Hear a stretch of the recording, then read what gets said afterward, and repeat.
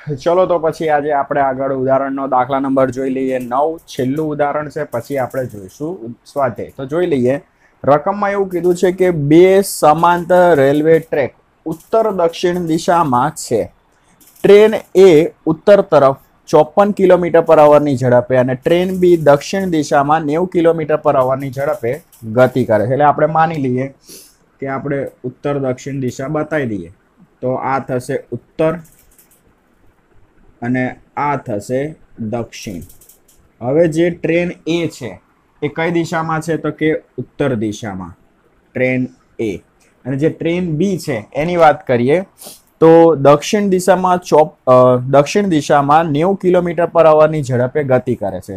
એટલે અહીંયા આવશે ટ્રેન એ નો વેગ, આ બાજુ આવશે ટ્રેન બી નો વેગ. ચલો, તમને અહીંયા ત્રણ વસ્તુ શોધવાની કીધી છે. તો સૌથી પહેલા તમને જે ટ્રેન એ અને ટ્રેન બી ની ઝડપો આપેલી છે એને આપણે કન્વર્ટ કરીશું મીટર પર સેકન્ડમાં. તો સૌથી પહેલા ટ્રેન એ ની ઝડપ 54 કિલોમીટર પર અવર. હવે 1 કિલોમીટર એટલે 1000 મીટર ભાગ્યા તમારે શું કરવાના 3600. એટલે તમને ટ્રેન એ ની ઝડપ કેટલી મળશે? 15 મીટર પર સેકન્ડ. પછી વાત આવે છે ટ્રેન બી, ઝડપ કેટલી છે? 90 કિલોમીટર પર અવર. તો અહીંયા જુઓ, કન્વર્ટ કરીશું અને મીટર પર સેકન્ડમાં. તો 90 ગુણ્યા 1000 ભાગ્યા 3600. એટલે તમને મળશે VB is equal to 25 metre per second. પણ આ જે ટ્રેન બી ની વાત કરીએ તો ટ્રેન બી ની જે ઝડપ છે એ માઇનસ લઈશું. કેમ કે આને આપણે ઉગમ બિંદુ ગણી લઈએ તો આ બાજુ બધા કેવા મૂલ્યો આવે? ધન. આ બાજુ કેવા મૂલ્યો આવે? ઋણ. પણ આપણે અહીંયા શું વિચારીશું કે જે ટ્રેન એ છે આ દિશામાં છે, એની વિરુદ્ધ દિશામાં ટ્રેન બી છે. એટલે જો બે પરસ્પર વિરુદ્ધ દિશામાંનો વેગ હોય ને, બે પરસ્પર વિરુદ્ધ દિશામાંના વેગ હોય તો બેમાંથી એકને તમારે ઋણ લઈ લેવાના. પણ આપણે અહીંયા શું કરીશું? જે ટ્રેન બી છે એનો વેગ, એની જે ઝડપ છે એ આપણે ઋણ લઈ લઈશું. તો જુઓ, તો વીબી બરાબર -25 મીટર પર સેકન્ડ ટ્રેન એ ની વિરુદ્ધ દિશામાં ટ્રેન બી હોવાથી. પછી રકમમાં તમને ક્યાંક શું કીધેલું છે? તો કે ટ્રેન એ સાપેક્ષે 18 કિલોમીટર પર અવરની ઝડપથી. એક વાંદરો છે, એ આપણે જ્યારે સી આવશે ત્યારે વાત કરીશું. વાંદરાની તમને ઝડપ આપી દીધી છે અને એ પણ ટ્રેન એ ની સાપેક્ષે. ટ્રેન એ ની સાપેક્ષે એમ ફોર મંકી. ટ્રેન એ ની સાપેક્ષે મંકીની ઝડપ 18 કિલોમીટર પર અવર. 18 કિલોમીટર પર અવર એને કન્વર્ટ કરી મીટર પર સેકન્ડમાં તો કેટલા પડશે? 5 મીટર પર સેકન્ડ. અને એ પણ એની વેલ્યુ કેવી આવશે? તો કે માઇનસમાં આવશે. હવે જ્યારે આવશે ત્યારની વાત કરીશું. સૌથી પહેલા આપણે શું કરીશું? ટ્રેન એ ની સાપેક્ષે ટ્રેન બી નો વેગ. હવે મેં તમને પહેલા પણ કીધેલું છે કે આ બધી વેલ્યુઓ કઈ રીતે લખવાની. તમને કીધું છે ટ્રેન એ ની સાપેક્ષે ટ્રેન બી નો વેગ, એટલે તમારે શું શોધવાનું છે? VBA શોધવાનું છે. અને વંચાઈશું ટ્રેન એ ની સાપેક્ષે ટ્રેન બી નો વેગ શોધવાનું છે. તો સૌથી પહેલા આપણે અહીંયા લખીએ VBA, ટ્રેન એ ની સાપેક્ષે ટ્રેન બી નો વેગ. તો આને લખવાનું કઈ રીતે? VB minus VA. બરાબર છે? BA છે ને, તો VB માઇનસ VA. હવે VB બરાબર કેટલા છે? તો કે -25. VA ની વેલ્યુ કેટલી છે? તો આપણી જોડે છે 15. તો ગણતરી મારીએ તો કેટલા મળશે? આપણને મળશે 40, પણ કેવા? Minus metre per second. તો ટ્રેન એ ની સાપેક્ષે ટ્રેન બી નો વેગ કેવો હશે? તો કે -40 મીટર પર સેકન્ડ. ચલો, બીજા નંબર પર શું કીધું છે? બી ની સાપેક્ષે જમીનનો વેગ. હવે જમીનને આપણે શું કહીશું? ગ્રાઉન્ડ. તો આપણે અહીંયા ટ્રેન બી ની સાપેક્ષે જમીનનો વેગ, તો G ફોર ગ્રાઉન્ડ અને બી, એટલે કે VGB. ટ્રેન બી ની સાપેક્ષે જમીનનો વેગ. તો આપણે એને આવી રીતે લખી શકીએ is equal two VG minus VB. હવે તમને પ્રશ્ન એ થશે કે ટ્રેન બી ની તો વેગ છે આપણી જોડે, પણ ગ્રાઉન્ડનો વેગ નથી. હવે તમે વિચારો કે ગ્રાઉન્ડ જે છે, જમીન જે છે, એ તો સ્થિર જ રહેવાની ને, એ ગતિ કરવાની છે ના. જમીન છે તો ત્યાં ને ત્યાં જ રહેવાની. તો તમારે અહીંયા જમીનનો વેગ શું લેવાનો આવશે? 0. તો અહીંયા VG ની જગ્યાએ શું લખીશું આપણે? 0 માઇનસ VB ની વેલ્યુ કેટલી છે આપણી જોડે? છે -25. માઇનસ માઇનસ પ્લસ, તો VGB બરાબર 25 મીટર પર સેકન્ડ. બરાબર. અહીંયા તમારે ધ્યાનમાં રાખવાની વસ્તુ એ છે કે જે જમીન છે ને એ તો સ્થિર જ હોય. જમીન ક્યારે ગતિમાન ના હોય એટલે એને તો ઝડપ શું થાય? 0 થાય. એનો વેગ શું થાય? 0 થાય. એટલે આપણે વીજી ની જગ્યાએ લખવાનું આવે 0. પછી હવે સી માટે જુઓ. ટ્રેન એ ની છત પર, હવે તમારે ઇમેજિન કરવાનું કે ટ્રેન એ છે એની છત પર ગતિની વિરુદ્ધ દિશામાં ટ્રેન એ સાપેક્ષે 18 કિલોમીટર પર અવરની ઝડપથી દોડતા વાંદરાનો વેગ જમીન પર ઊભી રહેલી વ્યક્તિ સાપેક્ષે શોધો. તમે વિચારો કે તમને અહીંયા વાંદરાની ઝડપ આપેલી છે, બરાબર. કેટલી છે? 18 કિલોમીટર પર અવર. પણ એ જે ઝડપ આપેલી છે ને ટ્રેન એની સાપેક્ષે આપેલ છે. તો આપણે શું લખીશું? ટ્રેન એની સાપેક્ષે મંકીની ઝડપ 18 કિલોમીટર પર અવર. કન્વર્ટ કરીશું મીટર પર સેકન્ડમાં તો તમને કેટલા મળશે? 5 મીટર પર સેકન્ડ. હવે જે ટ્રેન એ છે એ આ દિશામાં છે, એની વિરુદ્ધ દિશામાં મંકી છે છત ઉપર, એટલે મંકીનો વેગ કેવો આવશે? -5 મીટર પર સેકન્ડ. અને તમારે ટ્રેન એની સાપેક્ષે વાંદરાનો વેગ આપી દીધો છે એટલે આપણે બતાવ્યું છે VMA. એટલે તમારે શું શોધવાનો છે? તો કે વાંદરાનો વેગ શોધવાનો છે. તો જોઈ લઈએ શું કરવાનું છે. તો સી તમને VMA આપેલ છે. કેટલા આપેલા છે?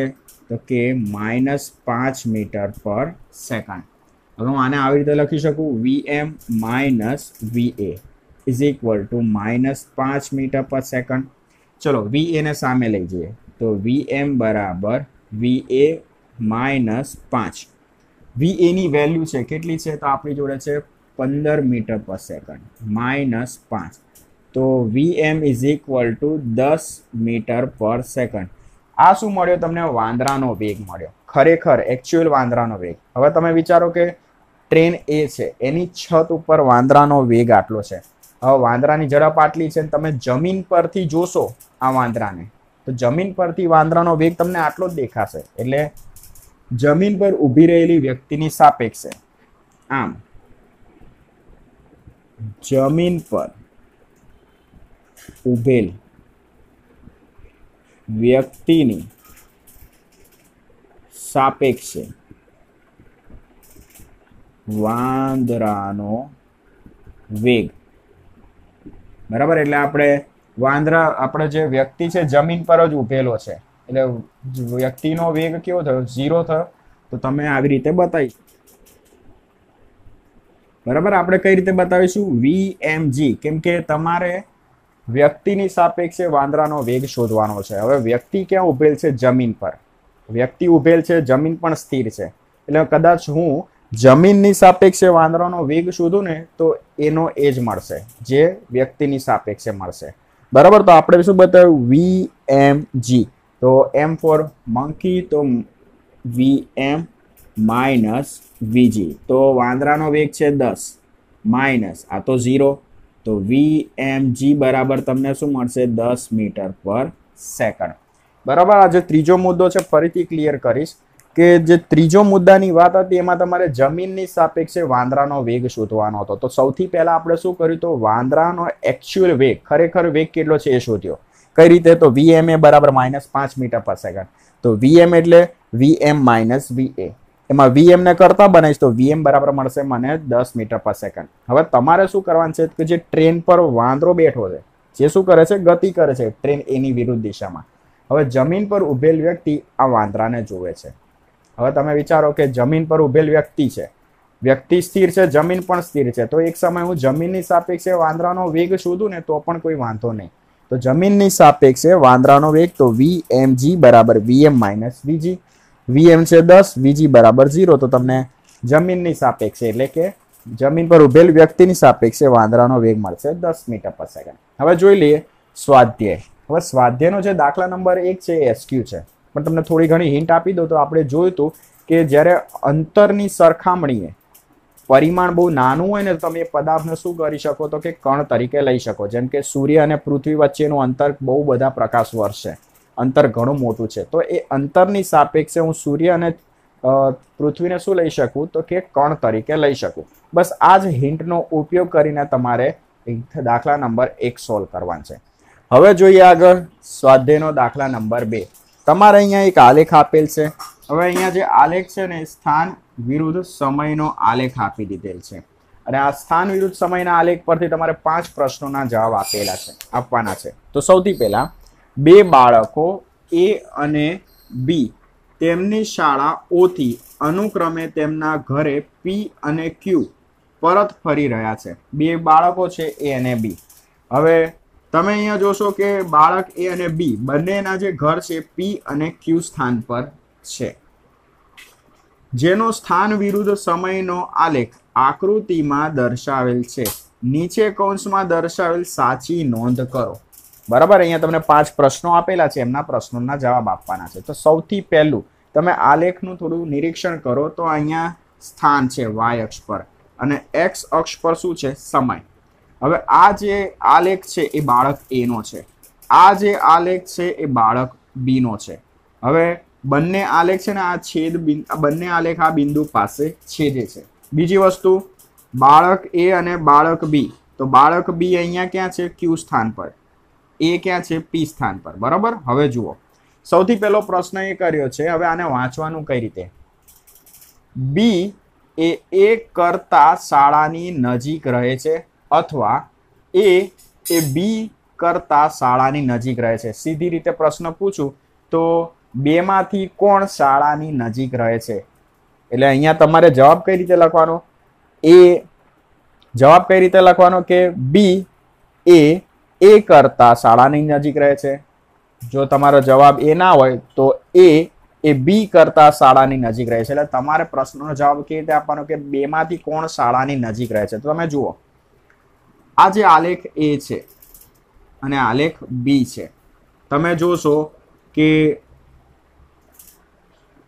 પી કોનું ઘર છે? બાળક એ નું. ક્યુ એ કોનું ઘર છે? બાળક બી નું. શાળાની નજીક કોણ રહે છે? તો તમે જુઓ, ઓ થી ક્યુ નું અંતર વધુ છે કે ઓ થી પી નું અંતર વધુ છે? આ મૂલ્ય મોટું આવશે કે આ મૂલ્ય મોટું આવશે? તો તમને ખ્યાલ આવશે કે જે ક્યુ બિંદુ છે એ ઉગમ બિંદુથી ઘણે દૂર છે. હવે આ શું છે? એ શાળા છે. ક્યુ એ શું છે? બાળક બી નું ઘર છે. પી એ શું છે? બાળક એ નું ઘર. તો તમે જુઓ, ઓ થી પી નું જે સ્થાનાંતર છે એ ઓછું છે, એટલે પી પાસે કોનું ઘર છે? એ નું. તો કોનું ઘર નજીક હશે? તો કે એ નું ઘર, એનું અથવા એ બી કરતા શાળાની નજીક રહે છે. ખ્યાલ આવ્યો? કેમ કે આ જે ડિસ્ટન્સ છે વધુ છે, આ ડિસ્ટન્સ ઓછું છે. કોનું ઓછું છે? તો બાળક એ માટે. બરાબર. તો બાળક એનું ઘર નજીક છે એટલે તમે લખી શકો કે એ બી કરતા શાળાની નજીક રહે છે. એના પછી વાત કરીએ, બી એ કરતા શાળા એ થી વહેલી શરૂઆત કરે છે અથવા એ બી કરતા શાળા એથી વહેલી શરૂઆત કરે. સીધી રીતે પ્રશ્ન પૂછું કે બેમાંથી કોણ વહેલું સ્કૂલેથી નીકળે છે? તો તમે જુઓ, ઉગમ બિંદુ પાસે કોનો આલેખ શરૂ થાય છે? બાળક એ નો. પછી થોડા સમય બાદ, આટલા સમય બાદ બાળક બી સ્કૂલેથી ઘરે જવા નીકળે છે. તો તમે વિચારો કે એનો આલેખ અને આ બી નો આલેખ, કોણ વહેલું શાળાએથી નીકળતું હશે? તો આવશે એ. બાળક એ શાળાએથી વહેલા નીકળે, કેમ કે આ ઉગમ બિંદુ છે. ઉગમ બિંદુ પાસે સમય કેવો લઈએ આપણે? 0 લઈ લઈએ અને 0 સમયે જ બાળક એ છે ને સ્કૂલેથી નીકળી જાય છે. જ્યારે બાળક બી છે ને એ થોડા સમય બાદ એ સ્કૂલેથી નીકળે છે અને ઘરે પહોંચે છે. બરાબર. તો અહીંયા જવાબ તમારે શું લખવાનો કે એ બી કરતા શાળાએથી વહેલી શરૂઆત કરે છે. બરાબર છે? કેમ કે બાળક એનો આલેખ છે ને ઉગમ બિંદુથી જ શરૂ થઈ જાય છે, એટલે ટી બરાબર 0 સમય જ બાળક એ શાળાએથી નીકળી જાય. જ્યારે બાળક બી છે ને થોડા સમય બાદ, આટલા સમય બાદ એ સ્કૂલેથી નીકળે છે, એટલે વહેલું કોણ નીકળ્યું? બાળક એ. સી ની વાત કરીએ તો બી એ કરતા ઝડપથી ચાલે છે અથવા એ બી કરતા ઝડપથી ચાલે છે. સીધો પ્રશ્ન, કોણ વધારે ઝડપથી ચાલે છે? તો તમને ખબર છે કે સ્થાન વિરુદ્ધ સમયનો આલેખ છે. બંને આલેખ કેવા છે? સુરેખ છે. સુરેખ આલેખનો ઢાળ શોધો એટલે મને શું મળે? ઝડપ. બરાબર છે? તો જેમ આલેખનો ઢાળ વધુ જેમ આલેખનો ઢાળ વધુ એમ ઝડપ વધારે. તો બાળક બી નો જે આલેખ છે ને એ એક્સ અક્ષ સાથે મોટો ખૂણો બનાવે છે. બાળક એ નો આલેખ છે એ એક્સ અક્ષ સાથે થોડો નાનો ખૂણો બનાવે છે. બરાબર છે. તો બાળક એ નો જે આલેખ છે એ મોટો ખૂણો બનાવે, એટલે જ્યારે હું આલેખનો ઢાળ શોધીશ ને તો મને ઢાળનું મૂલ્ય કેવું મળશે? મોટું મળશે. અને સ્થાન વિરુદ્ધ સમયનો આલેખ છે તો મને જે ઢાળ છે શેની વેલ્યુ આપશે? ઝડપની. તો અહીંયા હું લખી શકીશ કે એ કરતા બાળક બી વધુ ઝડપથી ચાલે છે, કેમ કે એનો જે ઢાળ છે ને એ વધુ છે, આ એનો ઢાળ ઓછો છે. અહીંયા હું લખી શકું બી નો ઢાળ વધુ હોવાથી બી એ કરતા વધુ ઝડપથી ચાલે છે. પછી ડી જોઈ લઈએ. એ અને બી એક જ સમયે અથવા જુદા જુદા સમયે ઘરે પહોંચે છે. તમે વિચારો કે બાળક એ અને બી અલગ અલગ સમયે ઘરે પહોંચે છે કે એક જ સમય? તો તમે જુઓ, બાળક એ નો આલેખ, બાળક બી નો આલેખ, બંને આલેખ માટે તમે સમય ચેક કરશો તો એક જ સરખો જ મળશે. બરાબર. એટલે બંને બાળક એક જ સમયે ઘરે પહોંચશે. બંને બાળકો એક જ સમયે ઘરે પહોંચશે. ચલો છેલ્લો પ્રશ્ન. એ બી કરતા રસ્તા પર એકવાર આગળ નીકળે છે કે પછી બી એ કરતા રસ્તા પર એકવાર આગળ નીકળે છે? બરાબર. કેટલી વાર આગળ નીકળે છે અને કોણ નીકળે છે? તો તમે જુઓ, આ જે છેદન બિંદુ છે એનો મતલબ કે બંને બાળકો આ બિંદુ પાસે મળવાના. બરાબર. હવે તમે જુઓ, છેદન બિંદુ કેટલા છે? એક જ છે. જેટલી વાર છેદન બિંદુ હોય એટલી વાર મળવાનું થાય. પણ અહીંયા છેદન બિંદુ એક જ છે, એટલે કે બંને બાળકો એક જ વાર એકબીજાને મળશે. બરાબર છે. અને બાળક બી છે ને એ કરતા આગળ નીકળશે. અહીં બંને બાળકો એક જ વાર મળશે તથા બી એ કરતા આગળ નીકળી જાય છે. બરાબર છે. કેમ કે બાળક બી ને વધુ અંતર કાપવાનું છે, બાળક એને ઓછું અંતર કાપવાનું છે, એટલે બાળક બી એ છે ને એ કરતા આગળ જ નીકળી જવું પડે. શેના માટે? તો કે બંનેને એક જ સમયે ઘરે પહોંચવું હોય ને તો બાળક બી એ આગળ નીકળી જવું પડે એ કરતા.